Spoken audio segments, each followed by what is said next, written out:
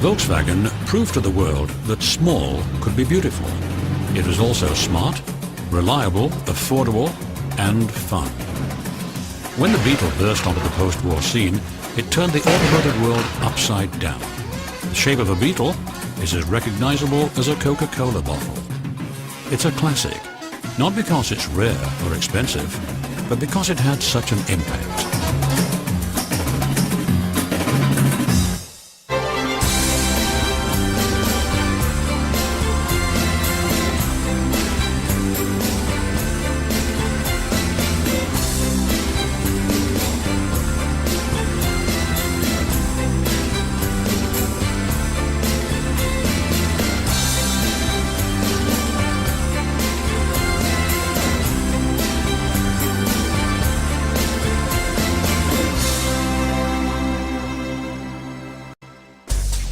Today, Volkswagen is one of the largest companies in the world. Its factories and dealerships span the globe. It produces a startling array of vehicles. Its lineup of Volkswagens is just one part of a global automotive giant. It owns Audi in Germany, Bentley in the UK, Lamborghini in Italy, and the revived Bugatti in France. No one could have imagined that Volkswagen would assemble this amazingly diverse range of brands when it started out. The company began taking shape in Germany during the 1930s. It was a turbulent time, but the strength of the German automobile makers was astounding, especially on the racetrack. The German subsidiaries of General Motors and Ford sold more cars in Germany than any other company. But the two German concerns, Mercedes-Benz and Auto Union, dominated Grand Prix racing. One man had helped both teams with the design and engineering of their cars, Ferdinand Porsche. Porsche was an engineer of remarkable abilities.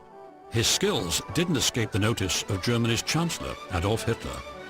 In 1933, he asked Porsche to design a people's car, or Volkswagen, for Germany. Porsche accepted, and he started work on what was to be an important and historic project. He admired Henry Ford and knew the impact the Model T had had on the United States. As he developed his new car, he visited Detroit and studied the Ford plants. It was quite a contrast to Germany.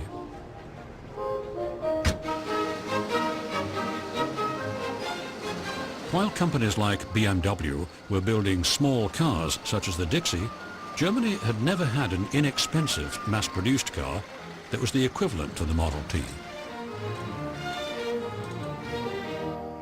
Germans like Carl Benz and Gottlieb Daimler are credited with inventing the automobile, but they built cars mainly for the rich. Their grand luxury autos and super-fast sporty touring machines were not affordable everyday cars. Porsche was responsible for some of their advanced designs. He was now charged with creating Germany's Model T. He needed to design a car that cost no more than a medium-priced motorcycle and was very fuel efficient. He'd laid the groundwork in 1932 while building 3 small prototype autos for the German motorcycle manufacturer NSU. He revisited his design after receiving the new commission. 3 more prototypes were built. He called these the Type 60s. Porsche was still searching for the right engine for these simple, lightweight, aerodynamic cars.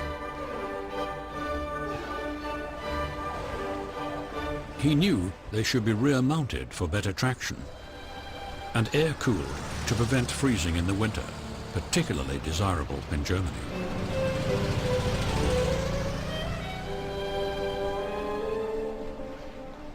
By February of 1936, Porsche had prepared 3 more prototypes. They had the basic 4-cylinder engine that went on to power over 20 million Volkswagens. The cars were taken out for a 30,000-mile test run over the Alps and down the new autobahns. By December 1st, they'd passed their test. But there was more work to do before production began. In 1938, the new factory was under construction in a town that Hitler christened with the Orwellian-sounding name Strength Through Joy, or KDF-Stadt. He also called the cars the KDF Wagens. Everyone else would call them the Beetles or the Bugs. As the factory was going up, Porsche turned his attention to creating a sporty car, the Type 64. Using many Volkswagen components, he laid the foundation for what would later become the car the world associates with his name, the Porsche. His dreams for a racy sports car and the future of the Volkswagen were put on hold when Hitler marshaled his armies and invaded Poland in September of 1939. There was no way to fill the thousands of orders for the Volkswagen. The few that had been built went to Nazi party officials. The rest of the country would have to wait until after the war. Germany was in shambles when the war ended in 1945. Its industrial base was a bombed-out hulk. The Volkswagen factory was no exception. The British military authority needed transportation, and a young major, Ivan Hurst, decided he'd try to revive the Volkswagen production facility. Out of the rubble, he created a viable working factory. With an initial order from the British Army for 20,000 cars, he was off and running. By October of 1946, 10,000 Volkswagens had rolled off the line. It was soon evident that this would be a viable concern. The British found a real manager for Volkswagen, Heinrich Nordhoff, but also recognized that VW needed economic help. The Ford Motor Company was given the opportunity to buy Volkswagen. Henry Ford II, the grandson of the man that Porsche admired, is reported to have said, "I don't think what we're being offered here is worth a damn." Instead, Ford decided to focus on rebuilding its own German brand, the Taunus.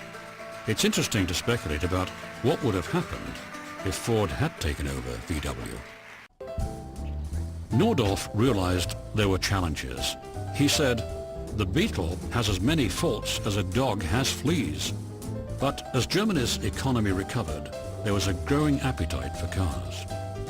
The Volkswagen, new or used, was a good value for people shopping for basic transportation. The rapid post-war transformation of the country was being hailed as the German economic miracle. Volkswagen was leading the way. By 1948, VW's low price and high quality was setting it apart. Nordhoff, like Henry Ford, decreed that he would build only one car model.